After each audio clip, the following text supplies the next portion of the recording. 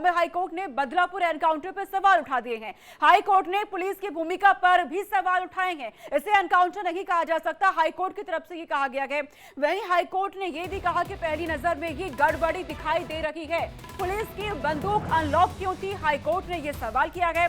साथ ही हाईकोर्ट ने कहा कि नहीं, एक आम आदमी गोली नहीं चला सकता है, आरोपी के सिर पर ही गोली क्यों मारी गई है, ये बड़े सवाल उठाए गए हैं बॉम्बे हाईकोर्ट की तरफ से। साथ ही बॉम्बे हाईकोर्ट ने राज्य सरकार को निर्देश भी जारी किया है कि सीसीटीवी फुटेज सुरक्षित रखा जाए। आरोपी को जेल से बाहर निकालने से मौत तक की फुटेज सभी सेफ रहनी चाहिए। हाईकोर्ट ने कई बातें यहां पे साफ कर दी है, कई सवाल उठाए हैं। एनकाउंटर पर ये सवाल उठाए गए हैं। हाईकोर्ट ने पुलिस की भूमिका पर भी सवाल उठाए हैं। हाईकोर्ट ने साफ तौर पर कहा है कि इसे एनकाउंटर नहीं कहा जा सकता। पहले ही नजर में गड़बड़ी यहां दिखाई दे रही है। हाईकोर्ट की तरफ से तमाम निर्देश राज्य सरकार के लिए भी जारी कर दिए हैं। वहीं कोर्ट में पुलिस ने दावा किया मुठभेड़ के दौरान अक्षय ने फायरिंग की, जिसमें पुलिस अधिकारी के पैर में गोली लगी है। जिस तरीके से अब लगातार एनकाउंटर पर सवाल उठ रहे थे, पूरा मामला हाईकोर्ट पहुंचता है। बॉम्बे हाईकोर्ट में सुनवाई होती है। बड़ी टिप्पणी यहां पे बॉम्बे हाईकोर्ट की तरफ से की गई है। साफ तौर पे बॉम्बे हाईकोर्ट ने कहा है कि यहां पे गड़बड़ी नजर आ रही है। पुलिस की भूमिका पर भी सवाल उठाए गए हैं। हाईकोर्ट ने कहा कि हमें उम्मीद है कि ये सब सुरक्षित रहेगा, यानी कि वो तमाम जो सीसीटीवी फुटेज है वो सुरक्षित रहे। इस खबर पे अभिषेक शर्मा हमारे साथ जुड़ रहे हैं। अभिषेक, जरा बताइए आज की सुनवाई के दौरान क्या कुछ होता है और आगे किस तरह के निर्देश हाईकोर्ट के हैं? देखिए, बिल्कुल देखिए, जिस तरीके से जो पुलिस ने देखिए जो अपने आत्मरक्षा में जो पुलिस कह रही है कि आत्मरक्षा में गोली चलाया, गोली चलने के बाद अक्षय सिंधे की मौत हुई है और इसको एनकाउंटर नहीं कहा जा रहा है। लेकिन वहीं जो विपक्ष है लगातार इस मामले पर अड़ा हुआ कि एनकाउंटर है और उसकी हत्या की गई है, बल्कि यह आरोप अब कोई और नहीं बल्कि अक्षय सिंधे के माता पिता लगा रहे हैं और उसी आधार पर वह बॉम्बे हाईकोर्ट का रुख उन्होंने किया है। बॉम्बे हाईकोर्ट पर इसी आधार पर आज सुनवाई हुई है। तो आप देखिए कि जिस तरीके से अक्षय सिंधे की मौत हुई है, यह वास्तव में संदेहास्पद है। यह हाईकोर्ट खुद मान रहा है और हाईकोर्ट ने कई सारे ऐसे सवाल खड़े किए हैं पुलिस के लिए, सरकार के लिए, जिसका जवाब देना पड़ेगा। 3 अक्टूबर को सुनवाई होने वाली आगे। 3 अक्टूबर को पूरे लिफाफे बंद में एक रिपोर्ट सौंपनी होगी पुलिस को और सरकार को कि आखिरकार किस तरीके से क्या क्या हुआ, सर्कमस्टेंसेस क्या क्या थे, एविडेंस क्या क्या है, सीसीटीवी फुटेज है या नहीं है, उसको डिस्ट्रॉय कर दिया गया है। और सबसे बड़ी खास बात देखिए, हाईकोर्ट ने यह भी कहा है कि जो रिपोर्ट हमें सौंपी गई, अगर उस रिपोर्ट में कोई गड़बड़ी पाई जाती है तो आप ध्यान रखिए कि कुछ कार्रवाई हो सकती है। यानी हाईकोर्ट ने फटकार भी लगाई कि अगर रिपोर्ट जो दी गई है उसमें कोई गड़बड़ी किया गया होगा, छेड़छाड़ किया गया होगा, तो उसके ऊपर भी हम कार्रवाई कर सकते हैं। तो तमाम ऐसी बड़ी बातों का जिक्र करते हुए हाईकोर्ट ने कई सवाल खड़े किए। सवाल इतना खड़ा किया गया कि जो पुलिस वाले थे वैन में, उसमें क्या वर्दी पहन रखे थे या नहीं पहन रखे थे।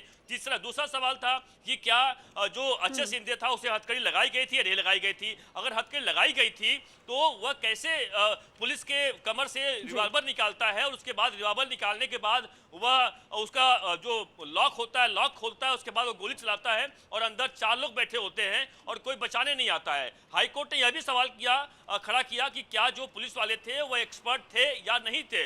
तो सरकारी वकील से कहा गया कि बिल्कुल एक्सपर्ट थे। तो इस पर सवाल किया हाईकोर्ट ने कि अगर एक्सपर्ट थे तो उन्होंने क्यों नहीं बचाया, क्यों पकड़ा नहीं, क्यों गोली मारने का काम किया। सबसे इंपॉर्टेंट बात देखिए कि एक जो पुलिस वाले हैं उनके पैर में गोली लगी है, जो अस्पताल में इस वक्त एडमिट है, लेकिन अक्षय सिंधे के सर पे गोली लगती है। और हाईकोर्ट ने जो रिपोर्ट के मुताबिक कोर्ट ने यह भी माना है कि यह जो गोली लगी है काफी नजदीक से मारी गई है, दूर से नहीं मारी गई है। तो मतलब साफ है कि कहीं तो इशारा जो तमाम एविडेंस कर रहे हैं, इसे समझा जा रहा है कि जो विपक्ष कहे या फिर जो माँ बाप की बात हम कर रहे हैं, चूंकि माँ बाप कोर्ट में गए हैं कि हत्या वाली बात, तो क्या वास्तव में इसकी हत्या की गई है क्या, ये तमाम बड़े आरोप अब बॉम्बे हाईकोर्ट की तरफ से लगाए गए हैं कह सकते हैं और उससे सवाल हाईकोर्ट ने पूछे हैं। लेकिन अब देखना होगा कि जब 3 अक्टूबर को सुनवाई होगी और तमाम जो रिपोर्ट हाईकोर्ट ने मांगे हैं पुलिस से, उस रिपोर्ट में क्या क्या दिया जाता है। इतना ही बल्कि कोर्ट ने यह भी कहा है कि जो पुलिस वाले इस वैन में शामिल थे उन सभी का सीडीआर हमें दिया जाए। यानी सीडीआर देने का मतलब साफ हो जाता है कहां कहां उन्होंने बात किया है, किससे किससे बात किया है, कितने दिन पहले से बातचीत किया है, इन तमाम बातों का बिल्कुल। इस पूरे मामले पे बॉम्बे हाईकोर्ट सख्त नजर आया है अभिषेक, क्योंकि बॉम्बे हाईकोर्ट की तरफ से ये भी कहा गया कि इस मामले की जांच स्वतंत्र एजेंसी से अब करवाया जाए। किस तरह से जांच आगे बढ़ेगी, किस दिशा में बढ़ेगी, क्या ये साफ हो पाया है? देखिए अभी तक तो बिल्कुल सही कहा आपने, बिल्कुल बॉम्बे हाई कोर्ट ने इस बात को कहा है कि अगर जरूरत पड़ेगी स्वतंत्र एजेंसी से कराने की जरूरत है, क्योंकि हाई कोर्ट को लगा कि कुछ तो दाल में काला है।